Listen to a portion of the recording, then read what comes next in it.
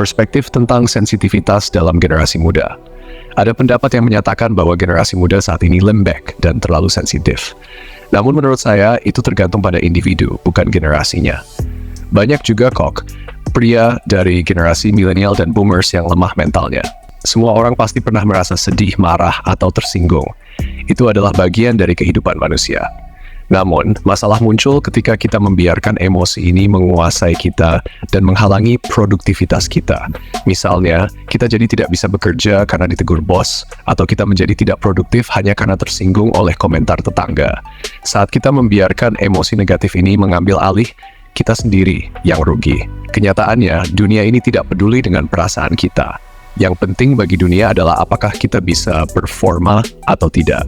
Untuk mengatasi kepekaan berlebih, ada satu tips yang bisa membantu. Anggap semua orang di dunia ini sebagai guru yang dikirim Tuhan untuk membuat kita lebih baik. Bayangkan seorang pria muda bernama Budi. Budi baru saja memulai pekerjaan barunya di sebuah perusahaan besar. Suatu hari, bosnya menegur Budi karena kesalahan kecil. Budi merasa sangat sedih dan terpukul.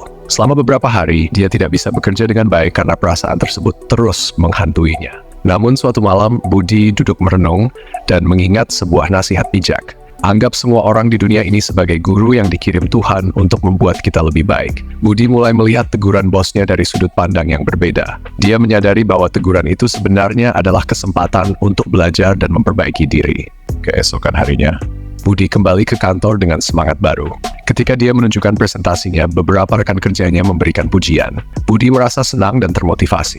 Namun, ada juga yang memberikan kritik konstruktif. Alih-alih tersinggung, Budi menerima kritik tersebut dengan lapang dada dan berusaha memperbaiki presentasinya. Namun, tidak semua orang bersikap baik. Ada satu rekan kerja yang selalu mencemooh Budi, tanpa alasan yang jelas. Setiap kali Budi mendengar cemoohan itu, dia merasa marah dan ingin membalas. Tetapi, dia ingat nasihat bijak tadi.